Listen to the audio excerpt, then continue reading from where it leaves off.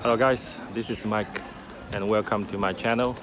And today I'm visiting this ancient town which is called XinChang Old Town. So it is located 30 kilometers away from the place that I'm living. And now if you notice, there's a decorated archway behind me, which is the main entrance of this ancient town. And so let's get inside and explore this place. And in the meantime, I'm going to talk about why I'm in Sweden and my life experience in Sweden. So there we go.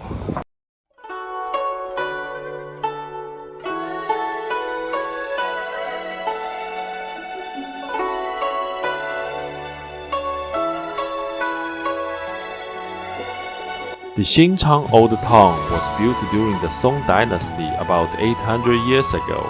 The town was established for salt trade. The Chinese name XinChang literally means new ground, which is a short name of new ground of salt.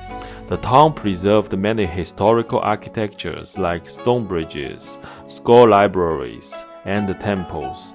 By the way, the movie Yip Man also shooted here.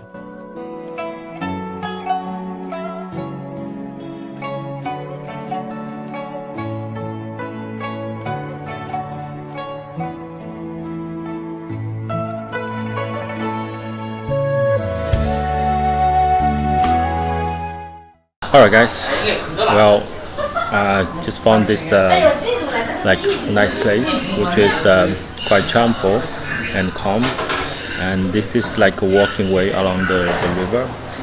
Yeah, so I decided to set up the camera and have a short talk here about the question why I'm in Sweden and when did I went to Sweden. So it was all about 4 years ago, and I found a position in Sweden inside my company. I'm working for a quite big company in Sweden and doing a high-tech job, which is 5G. So basically I'm working for the telecom company. I'm a software engineer, so I'm doing coding stuff and set up software and deliver some software package, etc. So I found this position which inside of the company, and so the working location is in Sweden. Then I moved to Sweden 4 years ago and set up everything. That's pretty much how can I get there. So each year I'm back and forth from Shanghai to Copenhagen. Because I'm living in the southern part of Sweden, and it's easy to get my town from Copenhagen rather than fly to Stockholm. So yeah, so that's pretty much the story back end about why I'm in Sweden and what I'm doing in Sweden. So that's it. Let's move to another spot and talk about my feeling or my experience in Sweden and do a comparison with China.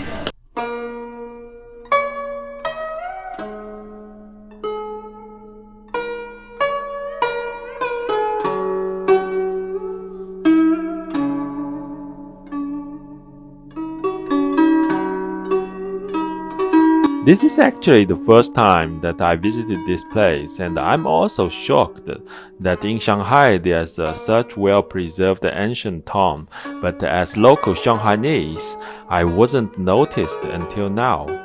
Which also remind myself how beautiful China's past was. But many Chinese neglect our historical heritages and worship only the modern concrete skyscrapers, which is very sad story of the consequence of Cultural Revolution.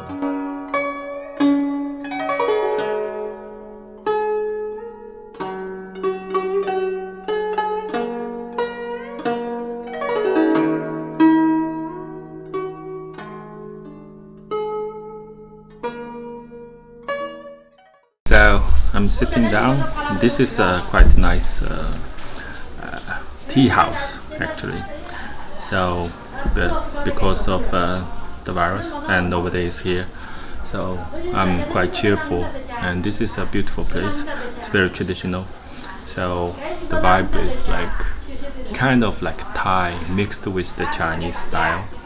So, but anyway, let's come back to the topics today. So first, let me talk about the working experience in Sweden. From my experience, I feel like Sweden is very like calm and relaxing way of working. I mean, when I talk about relaxing and calm, it doesn't mean like we are lazy and we don't do like too much work in Sweden.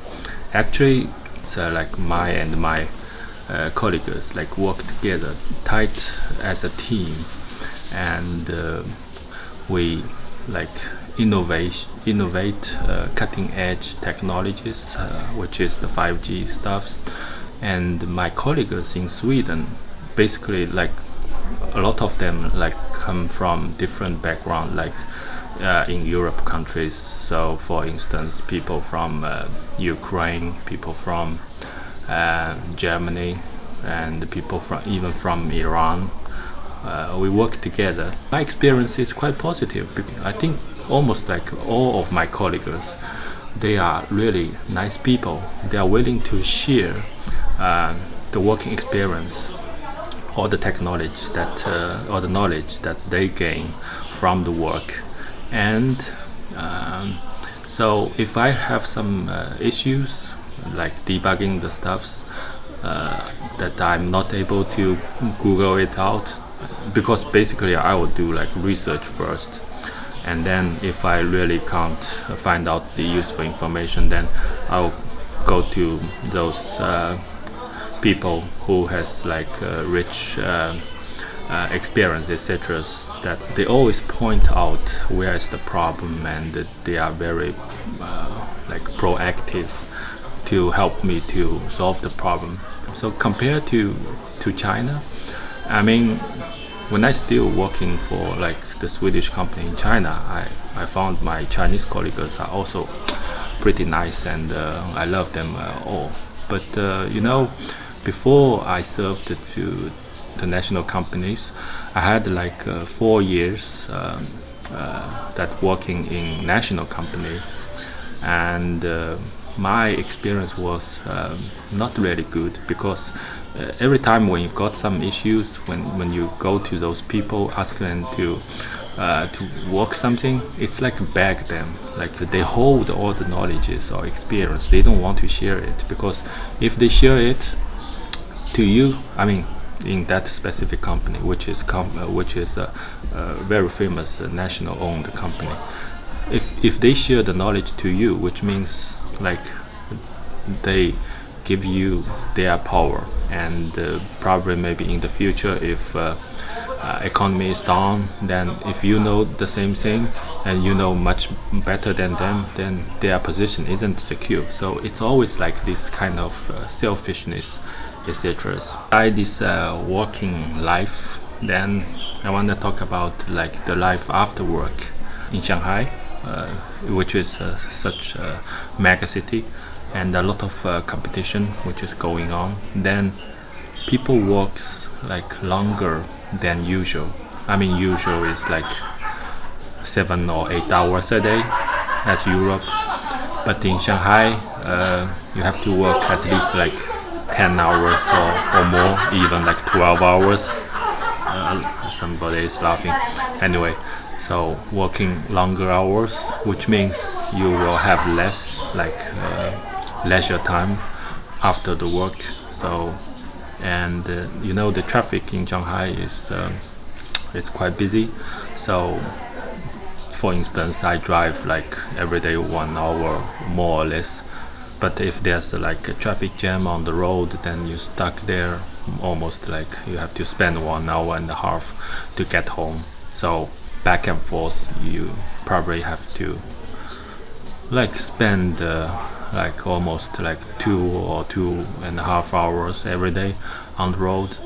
You can take the metro system, but if you try to rush into the transportation system every day in the morning, then you will really fucked up, because like the carriage is full of the people, and in the station it's like full of people, because like certain stops like People Square and some suburb, because there are like a lot of people living in that area, then the metro system is full of people, especially like during the summer.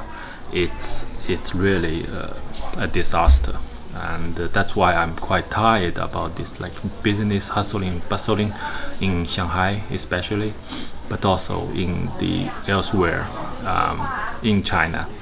So but in Sweden, I'm living like quite close to the office, so I walk like several minutes in the town, so it doesn't matter. Then I have like plenty of leisure time, and that I can take control of the time and do the things that I want to do as a hobby, or like doing YouTube things, cutting videos, etc. So to have enough, like the time belongs to you and you own the time, so which enables people to think about their life, to think about the aim of the existence. So then you will have time to think about your life, right?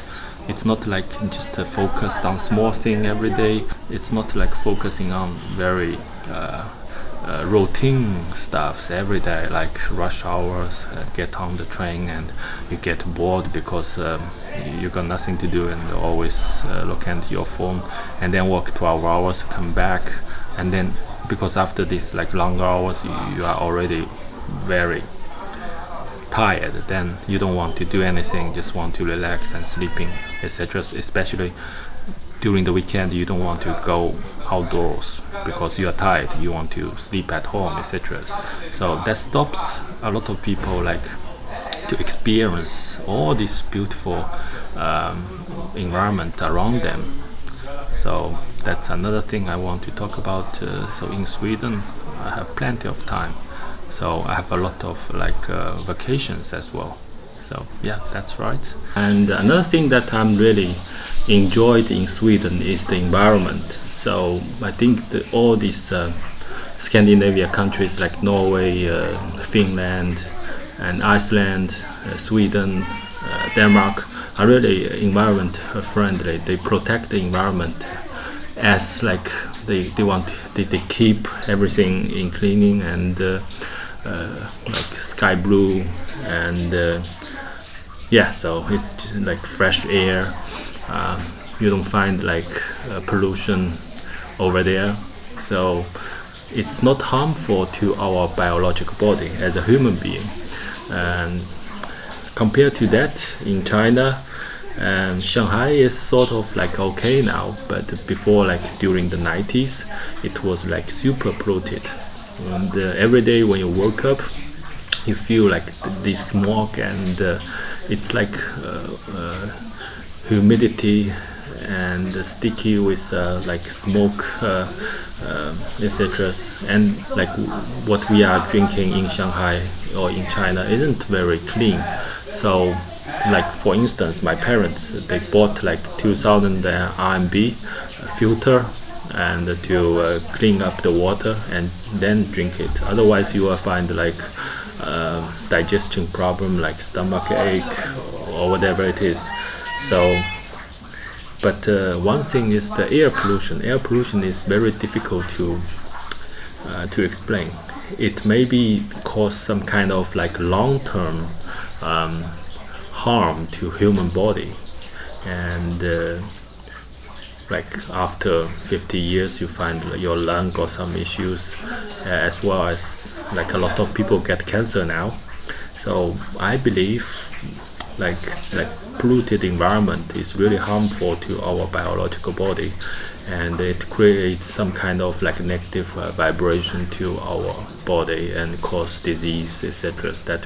That's why you see a lot of people in the hospital try to access the medical system because they feel uncomfortable, you know. But you know, in the majority of the case, you wouldn't find any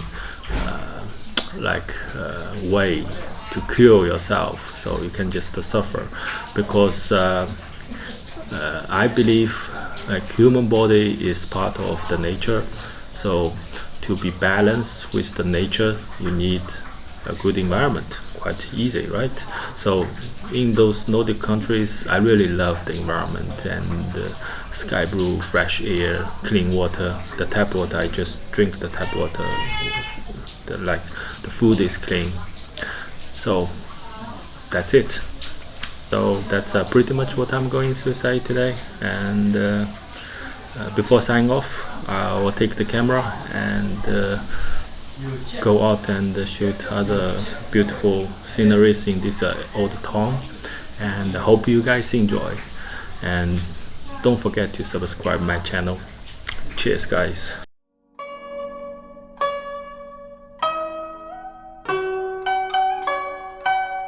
Guys, please continue of watching. There's an interesting shop introduction in the end of this video. You will enjoy this very unique place, I promise.